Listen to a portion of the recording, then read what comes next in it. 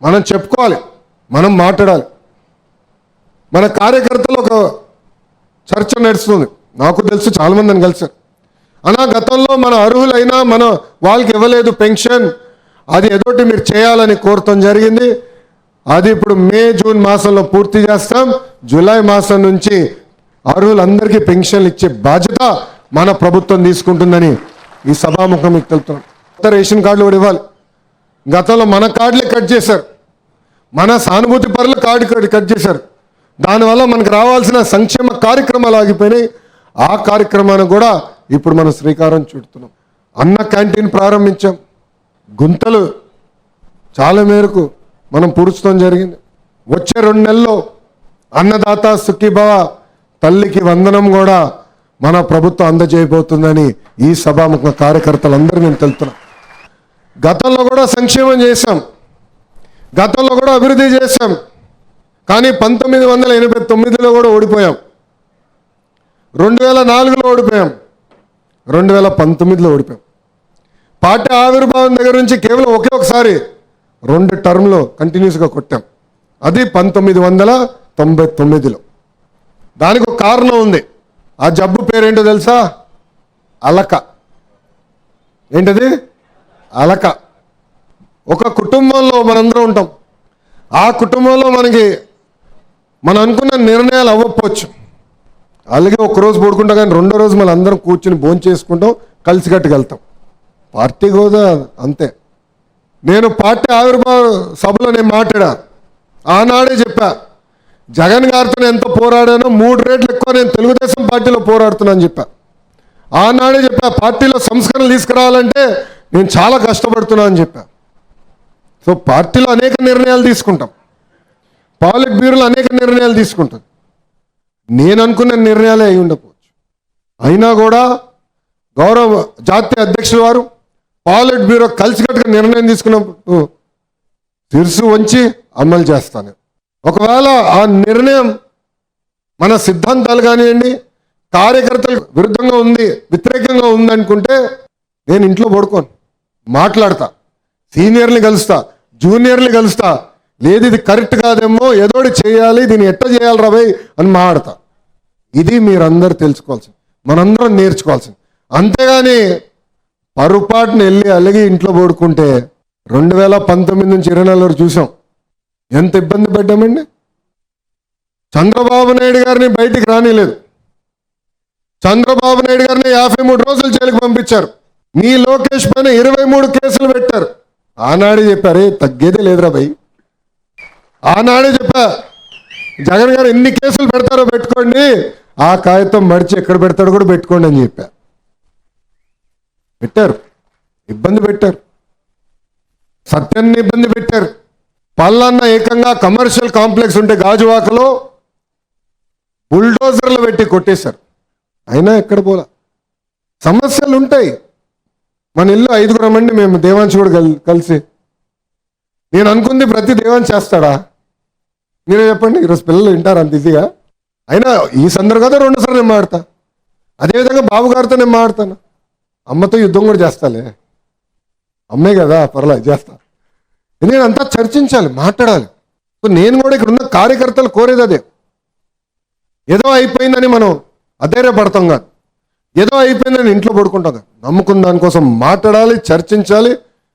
జాతీయ అధ్యక్షుల వారు పార్టీ ఆఫీస్లో ఉంటారు, నేను ఉంటాను, ప్రజా దర్బారు పెడుతున్నా, కలుస్తా, సమస్యలు పరిష్కరించే బాధ్యత మేము తీసుకుంటాం. ఎస్, మన నియోజకవర్గంలో ప్రత్యేకమైన పరిస్థితులే. అందుకే పార్టీ అబ్జర్వర్ని 2 వేశారు. ఈరోజు అబ్జర్వర్స్ ఆధ్వర్యంలో కమిటీలు వేసుకుందాం, ఇతర కార్యక్రమాలు చేసుకుని ముందరికెళ్దాం. మీరు ఎవరికి సందేహాలు అవసరంలా, ఎవరికి డౌట్ అవసరంలా. ప్రతి విషయం గౌరవ ముఖ్యమంత్రి చంద్రబాబు నాయుడు గారికి తెలుసు.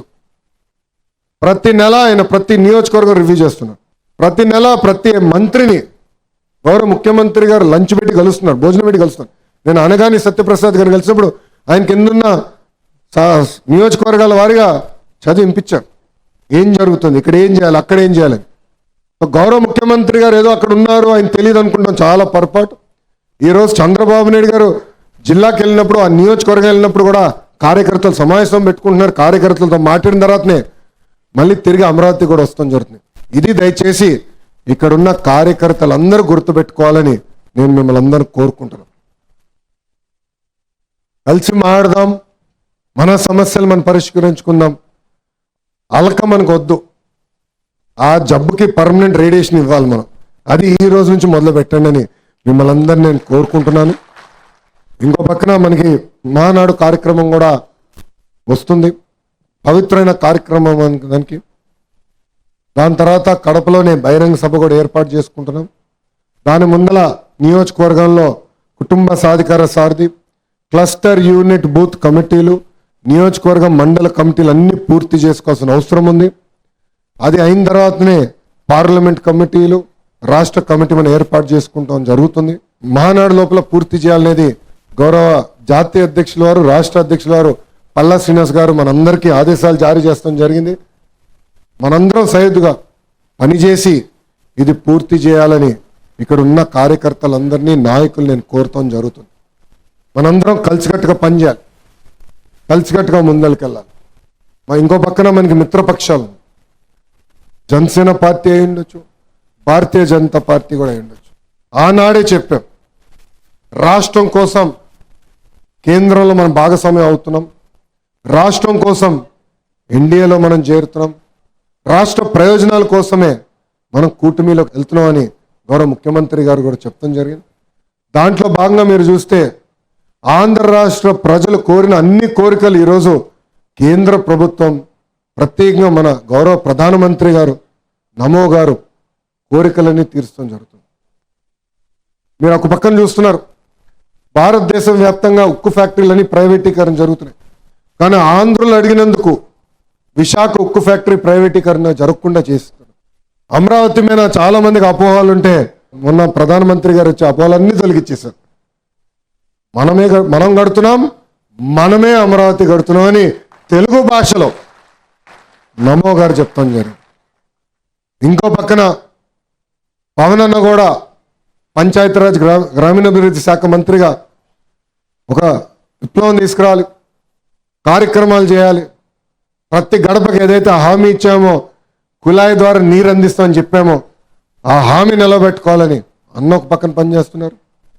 ఇంకా అభివృద్ధి కార్యక్రమాల్లో మనందరికన్నా స్పీడ్గా 75 సంవత్సరాలు అయినా 24 సంవత్సరాలు కుర్రోడుల ఎవరది చంద్రబాబు నాయుడు గారు. నాకే అర్థం అవదు. మన లెక్క తీస్తే 2 వారాల్లో 14 ప్రోగ్రాములు చేశాడండి ఆయన, అవుట్డోర్ బయటికి. అంటే 14 రోజుల్లో 14 ప్రోగ్రాములు చేశాడు ఆయన. క్యాబినెట్లో కూర్చొని అనుకుంటాండే ఈ స్పీడ్ ఆగదురా భయ్, మనం పరిగెత్తాల్సిందే ఇంకా అని అనుకుంటాం. చంద్రబాబు నాయుడు గారు మన కోసం, మన పిల్లల భవిష్యత్తు కోసం కష్టపడుతున్నారు. 75 సంవత్సరాలైన వయోభారం ఎక్కడ కంపడకుండా ఆయన ఈరోజు రాష్ట్రం కోసం, ప్రజల కోసం, కార్యకర్తల కోసం కష్టపడుతున్నారు. అందుకే ఆయనకు అండగా నిలబడాలి, కలిసికట్టుగా ముందరికి వెళ్ళాలని మిమ్మల్ని అందరినీ నేను కోరుకుంటూ, నాకింత అద్భుతమైన అవకాశం ఇచ్చిన కార్యకర్తలందరికీ పేరు పేరున హృదయపూర్వక ధన్యవాదాలు తెలుపుకుంటూ, నాకు ఆనాడు బాగా గుర్తుంది, సత్యవేడి నియోజకవర్గంలో పాదయాత్ర చేసినప్పుడు కూడా పోలీసులు ఎలా ఇబ్బంది పెట్టారో మనందరూ గుర్తుంది.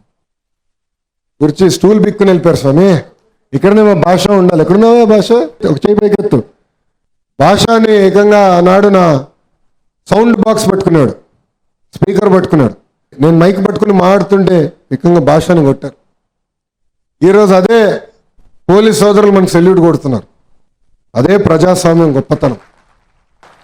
సెల్యూట్ కడుతున్నారని మాయలో పడకూడదండి, అది గుర్తుపెట్టుకోవాలి.